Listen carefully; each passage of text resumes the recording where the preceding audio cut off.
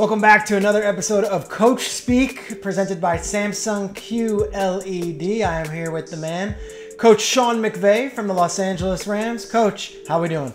We're onward and upward. So it was disappointing. We know we're capable of playing better. You give credit to the 49ers, but looking forward to responding the right way against the Bears this Monday night.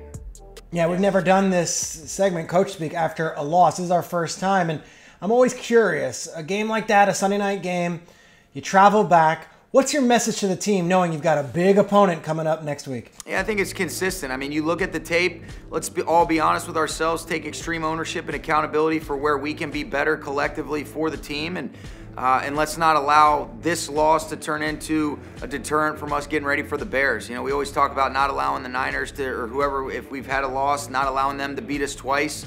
We've got to be able to have our eyes up. Looking forward to competing again, and that's the beauty of this league. Whether you win or lose, you have to be able to move on, and if you can't handle getting gut punched a little bit, this probably isn't for you. Yeah, and last question on the game, because there were some miscues. You know, we can go through them or we don't have to. I'm thinking of the deep pass to Cooper. I'm thinking the interception.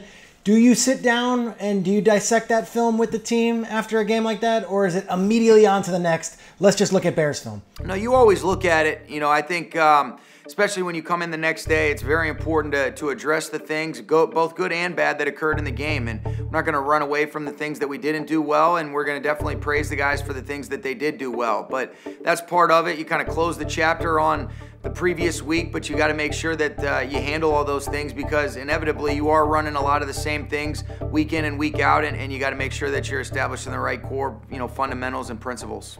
All right, and the Bears await you guys. 5-1. They haven't been always pretty, but they play a different brand of football than a lot of the rest of the league. We always hear about this Bears defense. From an offensive mind, how do you look at that defense and what makes them so special and so dangerous? Yeah, I mean, we're just getting into it, Peter, but I think when you look at it, I mean, it starts with their rush up front. I mean, you've got Khalil Mack, Robert Quinn's doing an excellent job. I mean, you see Akeem Hicks inside, and then they've got great speed on the second and third levels. But Coach Pagano's done a nice job of applying a lot of pressure, and you can see they're playing with confidence. They're playing good team complementary football, and we're really looking forward to diving into the prep. Really today kind of represents the start of that. All right, you guys are in the middle of your season. You're grinding it out. You guys are having success. But the Lakers just won the NBA title. The Dodgers just got into the World Series. I know you've been in the LA market now for 4 years. Tell me, what's your coolest LA sports story outside of your experiences with the Rams? A couple years ago when I was doing my coach's show with Jim Hill, the first question from an outsider was from Kobe Bryant. And when he asked me, kind of what we had learned from the Super Bowl and how do you intend to apply those things moving forward into the season, I was just thinking, man, I'm pretty excited this guy even knows who the heck I am. So that was pretty special and something that I'll always cherish. Coach, we appreciate your time. Let's get to looking at that Nick Foles film. Let's do it. Thanks, Peter.